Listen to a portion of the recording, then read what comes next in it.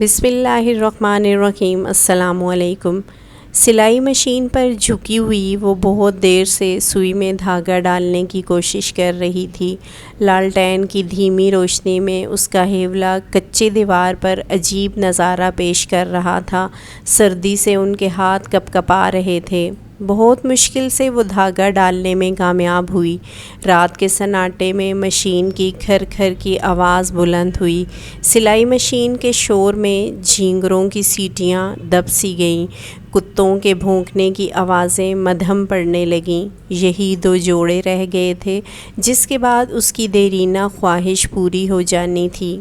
کتنے تکلیف دہ لمحات ہوتے جب وہ شادی شدہ ہمجولیوں کے بالیوں کو حسرت سے تکا کرتی، ان کے ہاتھوں میں سونے کی چوڑیوں کو دیکھ کر اپنی قسمت پر کڑتی رہتی۔ لیکن اب ساری محرومیوں کا ازالہ ہونے والا تھا۔ ایک ایک پیسہ جوڑ کے وہ آج اس قابل ہوئی تھی کہ اپنے لیے سونے کا کچھ زیور خرید سکتی تھی۔ ان کا نصیب برا تھا، شکل بری تھی، یا شاید جوڑے بنانے والے نے ان کا جوڑ بنایا ہی نہیں تھا۔ جوانی کب کی ڈھل چکی تھی، ماں کی ممتا اور باپ کی شفقت سے بچپن میں ہی محروم ہو گئی تھی۔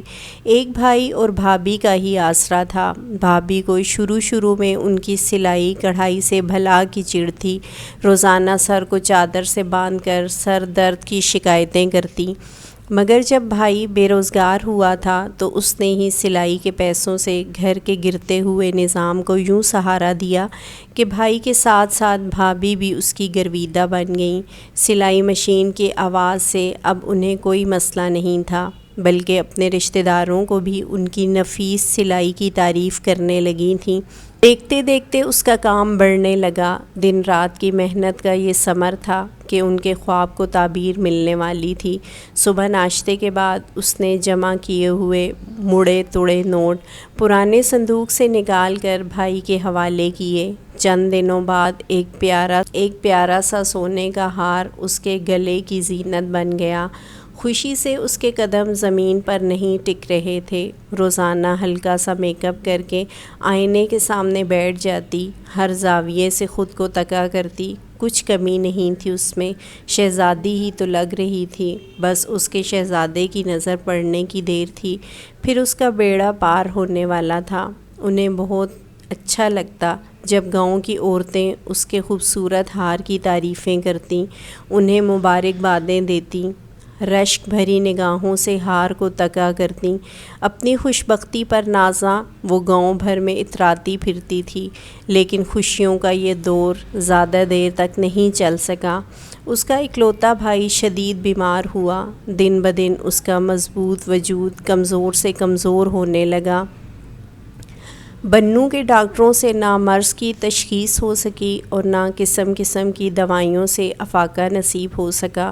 مجبوراً انہیں پشاور لے جایا گیا، جہاں پر مرض کی تشخیص کالے یرکان سے ہوئی اور ان کا علاج شروع ہوا۔ پشاور جیسے شہر میں بیماری کے علاج کے لیے بہت پیسہ چاہیے ہوتا ہے۔ جو جمع پونجی تھی وہ پہلی بار میں ہی علاج کی نظر ہو گئی۔ دوبارہ پشاور لے جانے کے لیے گاؤں کے ہر گھر سے قرضہ مانگا گیا، مگر زیادہ تر گھروں سے مایوس کن جواب ہی ملا۔ جب کہیں سے بھی طریقہ نہ بن سکا تو قسطوں پر لیا گیا پیل کا فریج بیچ کر علاج جاری ہوا، مگر مرض بڑھتا گیا۔ جوں دوا کی ڈاکٹروں کی فیسیں اور دوائیوں کے لیے بھابھی کی سونے کی بالیاں بک گئیں۔ سونے کی انگوٹھی جو شب عروسی میں بھائی نے بڑی چاہت سے پہنائی تھی وہ بھی نہ بچ سکی۔ اس نے کئی بار بھائی کو اپنا سونے کا ہار پیش کیا، مگر بھائی نے ڈانٹ کے سختی سے منع کیا۔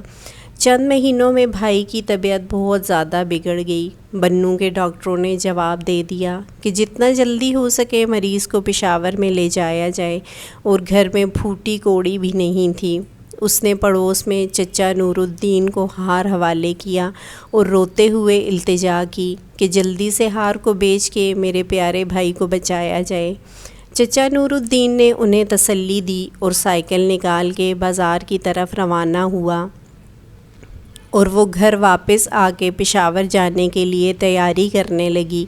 ہار کے بارے میں اس نے بھابھی کو بتایا تو بھابھی کا پزمردہ چہرہ خوشی سے کھل اٹھا اور ڈھیر ساری دعائیں دینے لگیں۔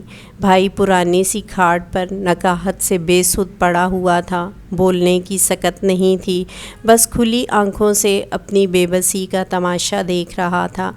گھنٹے بعد چچا نور الدین کی واپسی ہوئی۔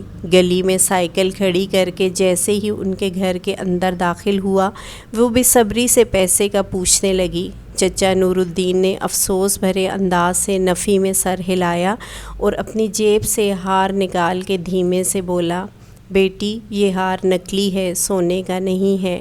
الفاظ کیا تھے؟ ابلتا ہوا سیسا تھا جو اس کے کان میں زبردستی انڈیلا گیا۔ بے انتہا دکھ سے اس کے منہ سے لمبی سی سسکاری نکلی۔